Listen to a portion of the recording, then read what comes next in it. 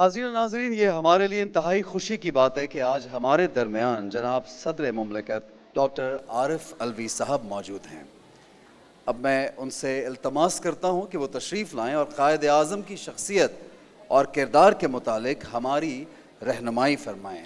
خواتین و حضرات، صدر اسلامی جمہوریت پاکستان جناب ڈاکٹر عارف علوی صاحب۔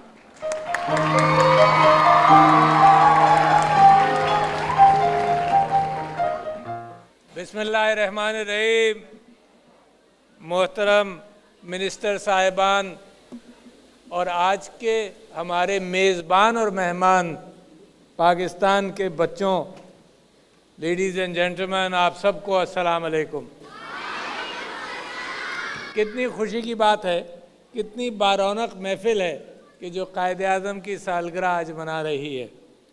مجھے صبح سے میں یہ کوشش کر رہا تھا کہ قائد اعظم کا بچوں سے جو تعلق ہے بچوں وہ آپ کے سامنے رکھوں، تو میں نے 5 خط آج میں لے کر آیا ہوں جو آپ نے بچوں نے قائد اعظم کو لکھے تھے، اور اتنے خوبصورت خط ہیں کہ میں سمجھتا ہوں کہ میں اپنی تقریر کیا کروں گا، یہ ان بچوں کے جذبات قائد اعظم کے لیے آپ کے سامنے رکھوں تو آپ کا دل بھی باغ باغ ہو جائے گا، اور کبھی کبھی آپ کی آنکھوں میں آنسو آئیں گے کہ یہ بچوں کے جذبات تھے، اور کتنے شوق سے اپنے قائد کو وہ ایڈریس بھی کرتے تھے اور ان سے وعدے بھی کرتے تھے۔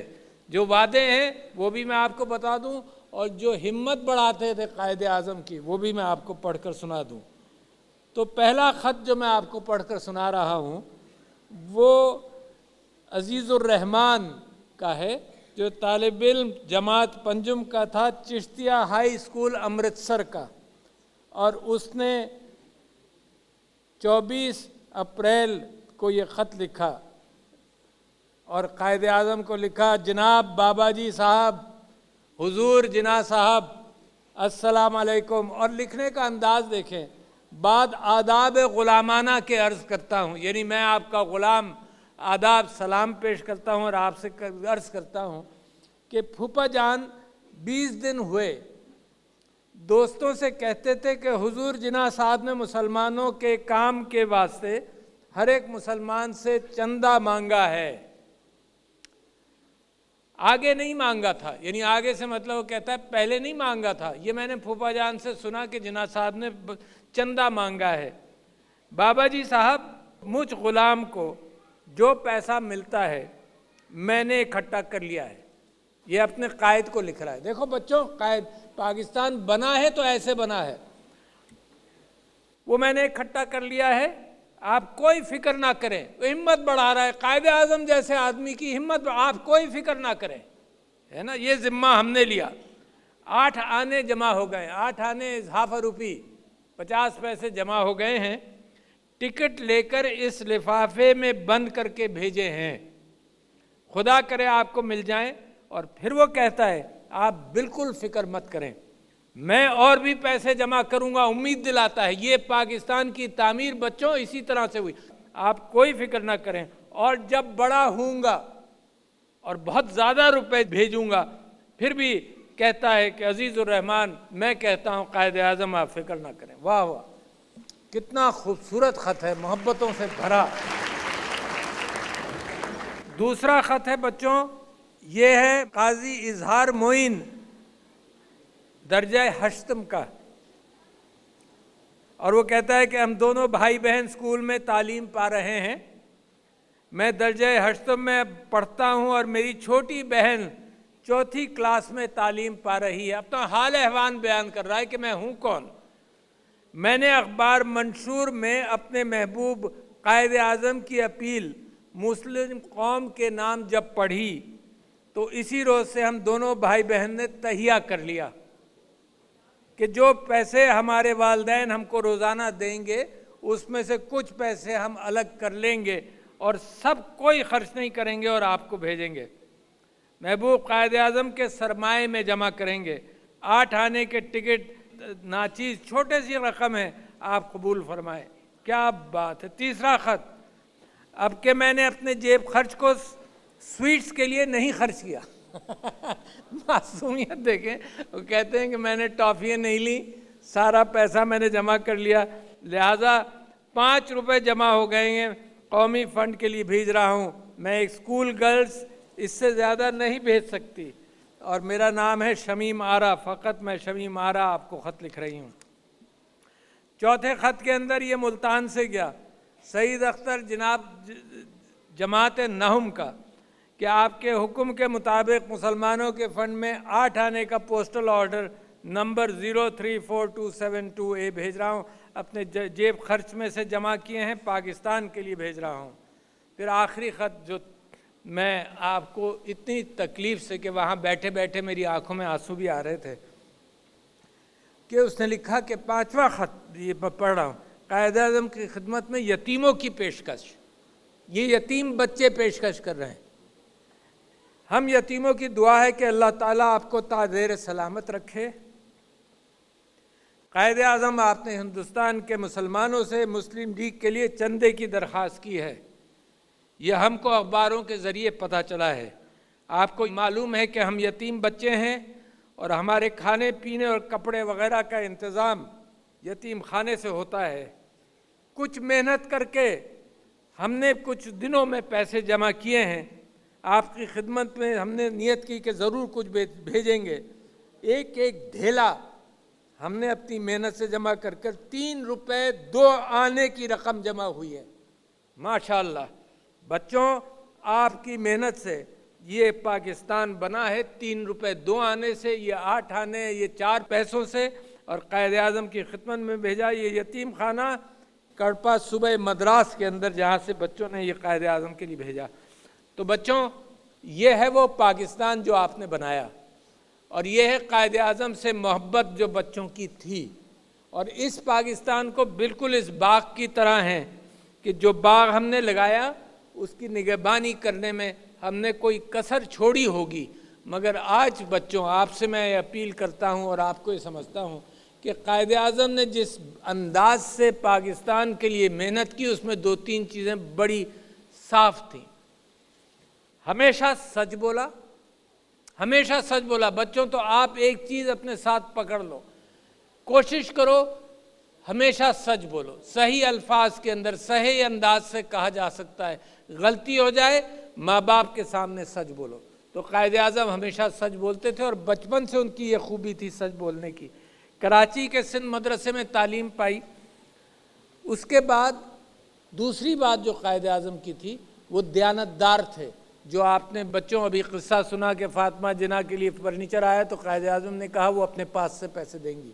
कायद-ए-आज़म की बहुत बड़ी खूबी थी कि दयानतदारी और अमानतदारी। एक मुकदमे को देखने के लिए, सिर्फ देखने के लिए कि मैं मुकदमा लड़ूंगा या नहीं लड़ूंगा, उसकी फ़ीस लिया करते थे। उस ज़माने में शायद 3,000 या 5,000 रुपये लेते थे 10 मिनट के। अगर 10 मिनट मैंने पूरा पढ़ा इसको तो मैं 3,000 रुपये जो आपने जमा कराए वो रख लूँगा।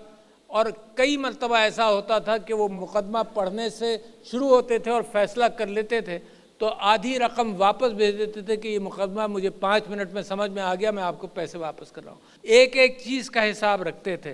तो मैं समझता हूँ कि कायद-ए-आज़म के जो अहकामात हैं वो मेरे मुल्क की बुनियाद है। और उस मुल्क की बुनियाद में बच्चों, आपका काम तालीम हासिल करना। ये बीड़ा सर सैयद अहमद ख़ान के ज़माने से उठाया गया कि मुसलमानों का एक अलग मुल्क भी बने, ये बात की नीयत है, जिसके अंदर कायद-ए-आज़म ये कोशिश करते रहे कि हिंदुस्तान इकट्ठा रहे। मगर जब उनको एहसास हुआ कि हिंदुस्तान इकट्ठा नहीं चलेगा, जो हिंदू मुतासिब लोग हैं वो मुसलमानों के साथ अच्छा सलूक नहीं करेंगे, तो उन्होंने 2 कौमी नज़रिया का प्रचार किया, जिसको अल्लामा इकबाल ने जिसको सराहा और जिसके साथ मिलकर मेहनत की। 1940 में पाकिस्तान का रेजोल्यूशन पास हुआ बच्चों, और फ़लस्तीन का रेजोल्यूशन पास हुआ। 2 रेजोल्यूशन पास हुए 1940 23 मार्च को। उसमें फ़लस्तीन का रेजोल्यूशन बच्चों, आज जो आप जुल्म और सितम दुनिया में देख रहे हो, सबकी आंखों में आंसू आते हैं, मगर जो कुरान और मुसलमान और पाकिस्तानियों के जज्बात हैं और मुसलमानों के जज्बात हैं, उनकी अक्कासी दुनिया में हो रही है। वही कश्मीर का हाल है। और ये भी बच्चों ये सोच लो कि जब पाकिस्तान बन गया تو آج کل وہ دو قومی نظریہ کو جب میں بچپن سے بڑا ہوتا رہا تو میں سوچتا رہا، لوگ کہتے تھے کہ یار یہ دو قومی نظریہ نہیں صحیح ہے، کرٹیسائز کرتے تھے، مگر آج مسلمانوں کے ہندوستان کے اندر جو حالات ہیں اس سے بالکل پتہ چلتا ہے کہ دو قومی نظریہ صحیح تھا، اور یہ قائد اعظم ہے جنہوں نے اس قوم کو بنا دیا۔ اسٹینلے وولپرٹ اور بہت سارے لوگوں نے لکھا کہ لوگ قوموں کی تقدیریں بدلتے ہیں، مگر بہت کم لوگ ہیں ایسے دنیا کے اندر جو قوم کی سوچ لائیں اور قوم کو بنا کر دکھا دیں۔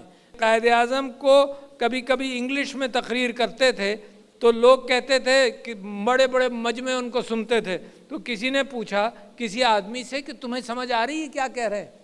تو اس آدمی نے کہا نہیں مجھے سمجھ نہیں آ رہی۔ پھر تو اس نے کہا کہ جو کہتے ہیں صحیح کہتے ہیں۔ مسلمانوں کا اتنی محبت کا رشتہ قائد اعظم کے ساتھ تھا، اور اب بچوں ہم نے وہ قوم بنانی ہے، ہم نے وہ پاکستان بنانا ہے جس کے لوگوں نے خواب دیکھا۔ لاکھوں افراد شہید ہوئے، لاکھوں افراد مارے گئے، لاکھوں یتیم ہوئے اس دوران، مگر کیفیت یہ ہے کہ گھر میرا بن گیا، مگر گھر کو خوبصورت رکھنا ان تعلیمات کے اعتبار سے جو قائد اعظم نے بنائی تھیں، رکھی تھیں، انہی تعلیمات کی بنیاد پر بنانا ہے۔ اور میں ایک واقعہ عرض کر دوں، کچھ چیزیں ایسی ہیں اتنا خوبصورت میں نے اور ہم نے سب لوگوں نے یہاں پر دیکھا، انکلوڈنگ چلڈرن ود ڈسیبلٹیز کو دیکھا، اور قائد اعظم کی محبت بچوں سے اور کمزور طبقے سے بے انتہا تھی، اور ہمیشہ اپنی بہن کے ساتھ کام کیا سیاسی اعتبار سے۔ قائد اعظم نے یہ کہا کہ عورتوں کو اگر معیشت کے اندر پاکستان میں شامل نہیں کرو گے تو پاکستان ترقی نہیں کر سکتا۔ آج تک وہ بات درست ہے۔ تو ہم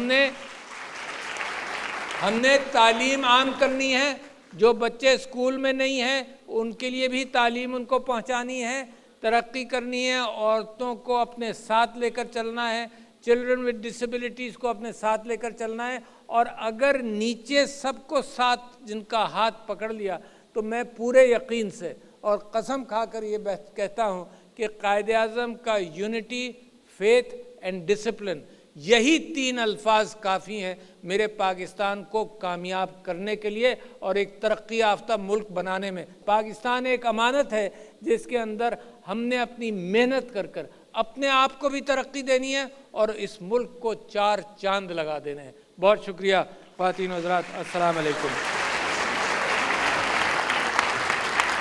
بہت شکریہ صدر مملکت۔ میں آپ سے درخواست کروں گی کہ قائد اعظم کی سالگرہ کے موقع پر کیک کاٹنے کی رسم میں شرکت فرمائیں۔ اور سر کے ساتھ ساتھ خاتون اول محترمہ سمینہ الوی صاحبہ سے بھی گزارش ہے کہ وہ بھی اسٹیج پر تشریف لائیں تاکہ ہم کیک کاٹ سکیں۔